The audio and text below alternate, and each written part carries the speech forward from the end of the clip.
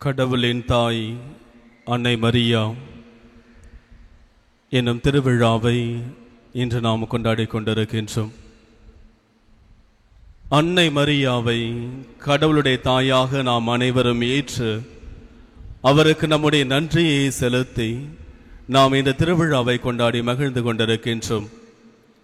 ஆனால் அன்னை மரியாவை கடவுளுடைய தாயாக ஏற்றுக்கொள்வதற்கு எத்தனை விவாதங்கள், எத்தனை எதிர்ப்புகள் இருந்தது என்பதை நாம் அறிந்து கொள்ள வேண்டும்.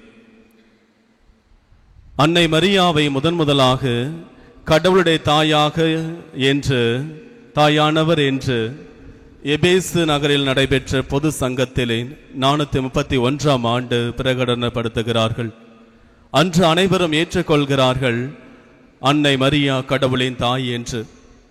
ஆனால் அதற்கு முன்பு வரையில் எத்தனையோ விவாதங்களும் எதிர்ப்புகளும் இருந்து கொண்டே இருந்தது. குறிப்பாக அன்னை மரியாவை கடவுளின் தாய் அல்ல என்று எதிர்த்தவர்கள் சொன்னதெல்லாம், அன்னை மரியா இயேசு என்னும் ஒரு மனிதனை தன்னுடைய வயிற்றிலே சுமந்து அவருக்கு தான் பிறப்பை அளித்திருக்கிறாரே தவிர இயேசு என்னும் கடவுளை சுமக்கவில்லை என்று சொல்லிக் கொண்டிருந்தார்கள். இவ்வாறு சொன்னவர்கள் எல்லாம் கிறிஸ்டகோஸ் என்ற அந்த சொல்லாடலை பயன்படுத்தி கொண்டிருந்தார்கள். ஆண்டவர் இயேசு என்ற அவருக்கு அன்னை மரியா தன்னுடைய வயிற்றிலே இடம் கொடுத்து பெற்றெடுக்காமல் வெறும் இயேசு என்பவருக்கு மட்டும்தான், மனித தன்மை கொண்ட இயேசுவுக்கு மட்டும்தான் அவர் தன்னுடைய வயிற்றிலே இடம் கொடுத்து பெற்றெடுத்தார் என்ற கருத்தை வைத்துக் கொண்டிருந்தார்கள். ஆனால் கடைசியிலே அன்னை மரியாள் வெறும் மனித தன்மையை மட்டும் கொண்ட இயேசுவுக்கு தன்னுடைய வயிற்றில் இடம் கொடுத்து பெற்றெடுக்கவில்லை, மாறாக இறைத்தன்மையையும் மனித தன்மையும் கொண்டிருந்த ஆண்டவர் இயேசுவை, கடவுள் இயேசுவை பெற்றெடுத்தார் என்று எல்லோராலும் ஏற்றுக்கொள்ளப்பட்டது. கொலோசியருக்கு எழுதிய திருமுகம் 2ஆம் அதிகாரம் 9வது வசனம் இதை உறுதி செய்வதாக அமைந்தும் உள்ளது. புனித பவுலடியார் சொல்லுகின்றார் அந்த 9வது வசனத்திலே, முழுமையான இறைத்தன்மை ஆண்டவர் இயேசுவில் குடிகொண்டிருந்தது என்று. இந்த முழுமையான இறைத்தன்மை கொண்ட ஆண்டவர் இயேசுவை தான் அன்னை மரியாள் பெற்றெடுத்தார். எனவே அன்னை மரியாளை கடவுளுடைய தாயாக நாம் ஏற்று அவருக்கு வணக்கம் செலுத்துவதில் எந்த தவறும் இல்லை. அன்னை மரியா கடவுளின் தாயாக திருச்சபையால் ஏற்றுக்கொள்ளப்பட்டு கொண்டாடப்பட்டு கொண்டிருக்கின்றது. இன்னும் சற்று நாம் ஆழ்ந்து விவிலிய பின்னணியை நாம் உற்று நோக்கினோம் என்றால் அதற்கான விடையும் நமக்கு கொடுக்கப்பட்டிருக்கின்றது. அன்னை மரியா கடவுளை தன்னுடைய வயிற்றிலே சுமந்திருக்கின்றார். தியோட்டோகோஸ் என்று சொல்லுவார்கள். தியோட்டோகோஸ் என்றால் காட் பேரர், அதாவது கடவுளை தன்னுடைய வயிற்றிலே சுமந்தவர் என்று. கடவுளை தன்னுடைய வயிற்றிலே சுமந்து அவரை பெற்றெடுத்தவர் என்பதுதான் தியோட்டோகோஸ். ஆக அன்னை மரியாவை புதிய உடன்படிக்கை பேழை என்றும் சொல்லுவார்கள். காரணம், ஆண்டவர் இயேசுவை தன்னுடைய வயிற்றிலே சுமந்திருந்ததால். பழைய உடன்படிக்கை பேழை என்று சொல்லப்படுவது அந்த உடன்படிக்கையிலே கடவுளுடைய பிரசன்னம் நிறைந்த மன்னா, ஆரோனின் கோல், 10 கட்டளைகள் அடங்கிய அந்த பேழையை தான் பழைய உடன்படிக்கை பேழை என்று சொல்லுவார்கள். அன்னை மரியாவை புதிய உடன்படிக்கை பேழையாகவும் பார்க்கின்றார்கள். நாம் நம்முடைய விவிலிய பின்னணியிலே பார்க்கின்ற பொழுது லூக்கா நற்செய்தி 1வது அதிகாரம் 43வது வசனம், 44வது வசனம், 56வது வசனங்கள். 43வது வசனம், எலிசபெத் அம்மாள் தூய ஆவியானவரால் ஆட்கொள்ளப்பட்டு அன்னை மரியாவை சந்தித்த பொழுது சொல்லுகின்றார், ஆண்டவரின் தாய் என்னிடம் வர நான் யார் என்று குறிப்பிடுகின்றார். அப்பொழுதே சொல்லிவிட்டார் அன்னை மரியாவை ஆண்டவரின் தாய் என்று. அதன் பிறகு அவர் மேலும் சொல்லுகின்றார் 44வது வசனத்திலே, நீர் என்னை வாழ்த்திய பொழுது எனது வயிற்றுக்குள் இருந்த குழந்தை மகிழ்ச்சியால் பேருவகையால் துள்ளிற்று என்று சொல்லுகின்றார். அதன் பிறகு அன்னை மரியாள் 3 மாத காலம் எலிசபெத்தோடு தங்கியிருந்து சென்றார் என்று 56வது வசனம் நமக்கு சொல்லுகின்றது. இதே போன்ற இந்த ஒரு நிகழ்வானது ஒப்பிடுகின்ற வகையில் பழைய ஏற்பாட்டிலும் நாம் பார்க்கின்றோம். 2 சாமுவேல் 6வது அதிகாரம் 9வது வசனம், 11வது வசனம், 14வது வசனம், இந்த 3 வசனங்கள் நமக்கு கொடுக்கப்பட்டிருக்கின்றன.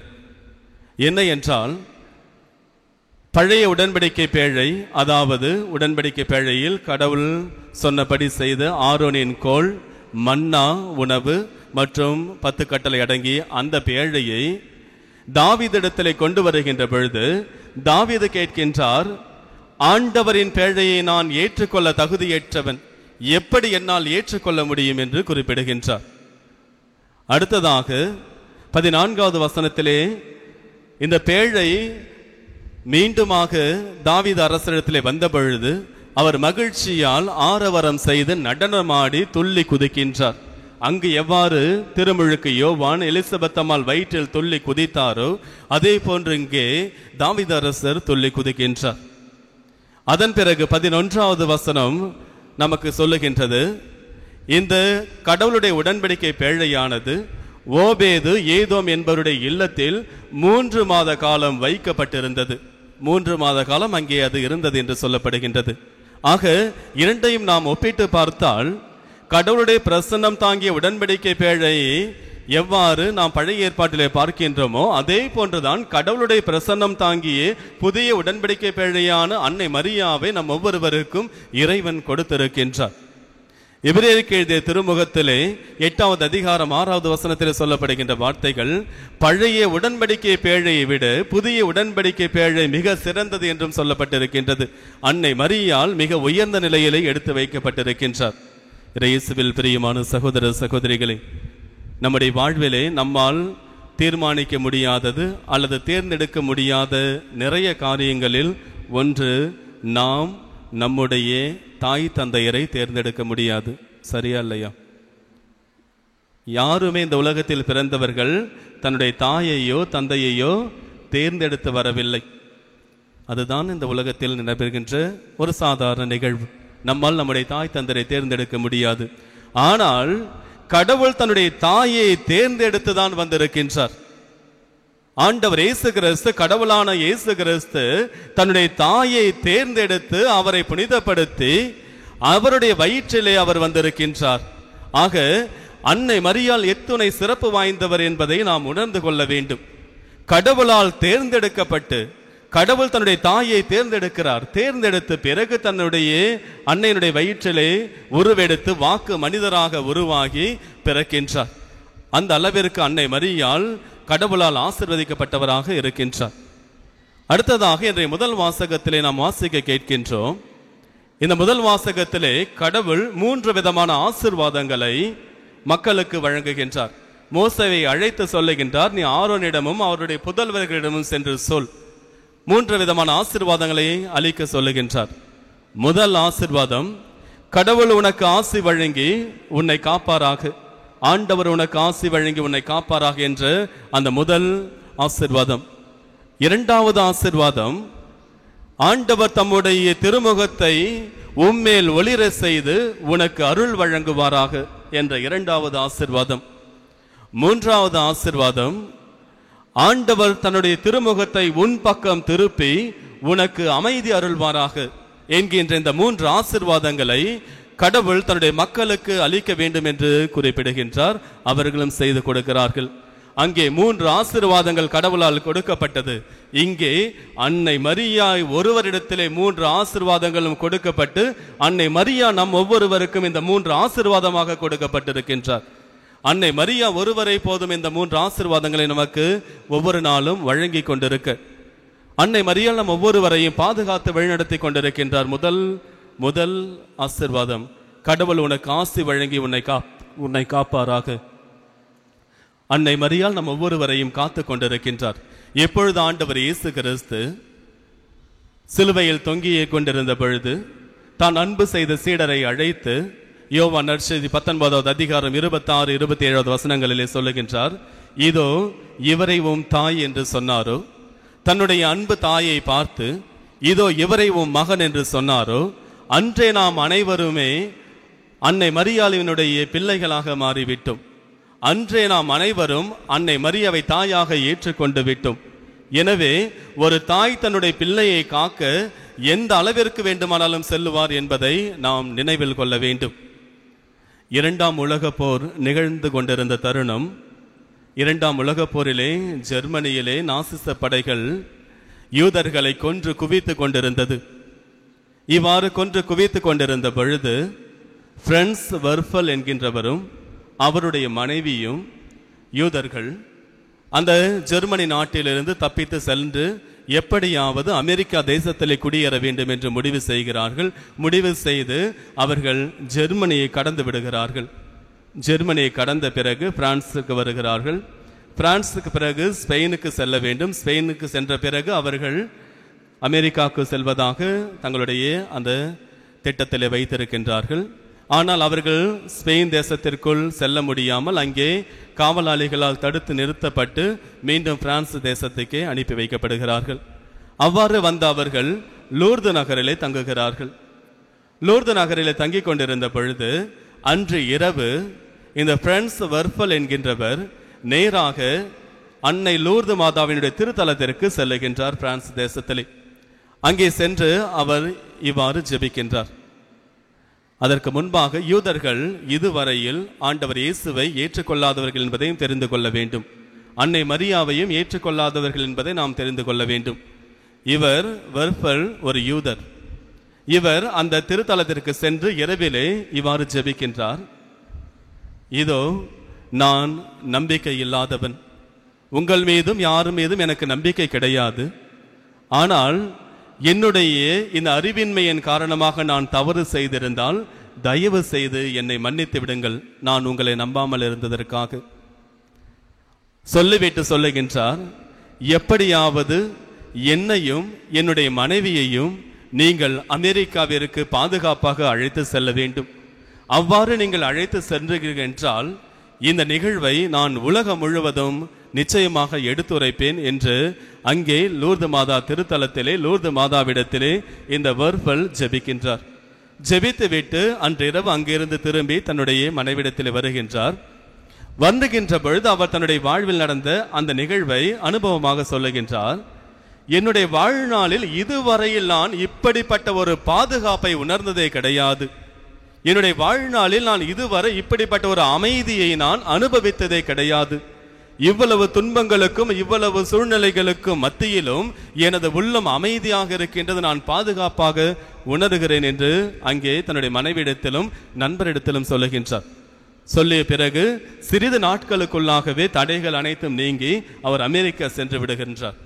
அமெரிக்கா சென்ற பிறகு தான் கொடுத்த வாக்குறுதியை காப்பாற்ற வேண்டும் என்று The Song of Bernadette என்ற நூலை எழுதுகின்றார். அந்த நூலிலே இந்த அனுபவத்தையும் அவர் எடுத்து வைக்கின்றார். இயேசுவில் பிரியமான சகோதர சகோதரிகளை, நாம் அன்னை மரியாவை தாயாக ஏற்றுக்கொண்டோமோ அல்லவோ, ஆனால் அன்னை மரியா நம் ஒவ்வொருவரையும் நம்முடைய பிள்ளைகளாக ஏற்றுக்கொண்டிருக்கின்றார். எனவே எந்த எல்லைக்கு வேண்டுமானாலும் அன்னை மரியா செல்லுவார் நம் ஒவ்வொருவரையும் காப்பதற்காக என்று திருவெளிப்பாட்டு நூலிலே 12வது அதிகாரம் 16, 17 வசனங்களிலே சொல்லப்பட்டிருக்கின்ற ஒரு அந்த வரிகள் நம்முடைய மனதிற்கு ஆழமாக எடுத்து செல்ல வேண்டியவை. அரக்க பாம்பு கிறிஸ்தவர்களோடு போரிடுவதற்காக அன்னை மரியாவினுடைய எஞ்சிய பிள்ளைகளோடு போரிடுவதற்காக செல்லுகின்றது. அப்படிப்பட்ட அந்த போரிலே நம்மை காக்க வேண்டும் என்றால் அன்னை மரியாவால் மட்டும்தான் நம்மை பாதுகாத்து வழிநடத்த முடியும் என்பதை நாம் தெரிந்து கொள்ள வேண்டும். ஏனென்றால் ஒரு தாய் தன்னுடைய குழந்தையை காக்க எந்த எல்லைக்கு வேண்டுமானாலும் செல்லுவாள். அப்படி இருக்கின்ற பொழுது அன்னை மரியா நம்முடைய தாயாக இருந்து நம்மை காக்க எந்த எல்லைக்கு வேண்டுமானாலும் செல்லுவார். அடுத்ததாக இரண்டாவது ஆசீர்வாதமாக கடவுள் தம்முடைய திருமுகத்தை உம்மீது ஒளிர செய்து உங்களுக்கு அருள் கூறுவாராக. எப்பொழுது கபிரியேல் வானதூதர் அன்னை மரியாவை பார்த்து அருள்மிகு பெற்ற மரியே வாழ்க என்று சொன்னாரோ அப்பொழுதே அன்னை மரியா முழுவதுமாக அருளால் நிறைந்து காணப்பட்டார். தூய ஆவியானவர் அன்னை மரியா மீது நிழலிட்ட போது அன்னை மரியா முழுவதுமாக அருளால் நிரப்பப்பட்டவர். அந்த அன்னை மரியா நம் ஒவ்வொருவருக்கும் இன்று தாயாக இருக்கின்றார் என்றால் நம் ஒவ்வொருவருக்கும் அந்த அருளை கொடுத்து கொண்டே இருக்கின்றார். மூன்றாவது ஆசீர்வாதம், அன்னை மரியா நம் ஒவ்வொருவருக்கும் அமைதியை அருள்பவராக இருக்கின்றார்.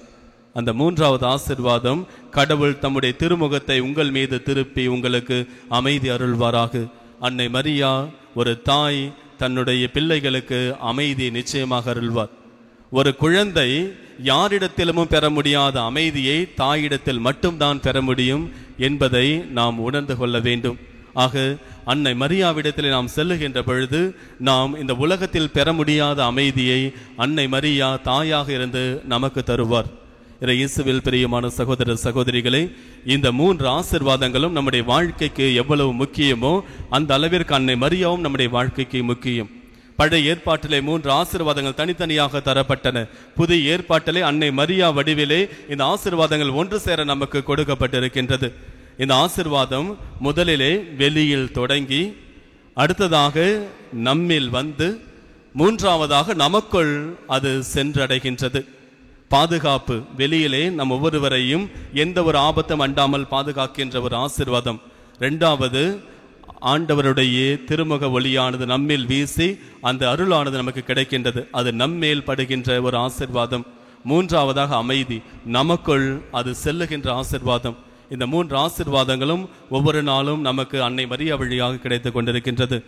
இயேசுவில் பிரியமான சகோதர சகோதரிகளை, நாம் தொடங்கிய இந்த புத்தாண்டிலே கடவுளுடைய ஆசீர்வாதம் நமக்கு தேவை என்றால் கடவுளுடைய தாயான அன்னை மரியா, நம் ஒவ்வொருவருக்கும் தாயாக இருக்கின்ற அந்த அன்னை மரியா நம் ஒவ்வொருடைய வாழ்விலும் முழுவதுமாக நிரம்பி இருக்க வேண்டும். கடவுளுடைய தாயான அந்த தாய் நம்முடைய வாழ்வில் இருக்கின்ற பொழுது நாம் எப்பொழுதும் வெற்றிகளை பெற்றுக்கொண்டே இருப்போம். எல்லா விதமான ஆபத்துகளிலிருந்தும் அன்னை மரியா நம்மை காத்து கொண்டே இருப்பார். அதே நேரத்திலே நான் எப்பொழுதும் சொல்லுகின்ற வசனம், நாம் கடவுளிடத்திலே மிகுந்த நம்பிக்கையோடு இருக்க வேண்டும். ஏனென்றால் கடவுள் சொல்லியிருக்கின்றார். எபிரேயருக்கு எழுதிய திருமுகம் 13வது அதிகாரம் 5வது வசனத்திலே சொல்லுகின்றார், நான் உன்னை விட்டு விலகுவதும் இல்லை, நான் உன்னை கைவிடுவதும் இல்லை. இந்த ஆண்டு முழுவதும் எப்படி இறைவன் நம்மை காத்தாரோ அதே போன்று வருகின்ற இந்த ஆண்டிலும் இறைவன் நம்மோடு இருந்து நமக்கு அருள் வளங்களை அளித்து நம்மை பாதுகாப்பார். அந்த இறைவன் ஒருபோதும் நம்மை விட்டு விலகுவதும் இல்லை, நம்மை கைவிடுவதும் இல்லை. நாம் இத்திருப்பலிலே தொடர்ந்து மன்றாடுவோம். ஆமீன்.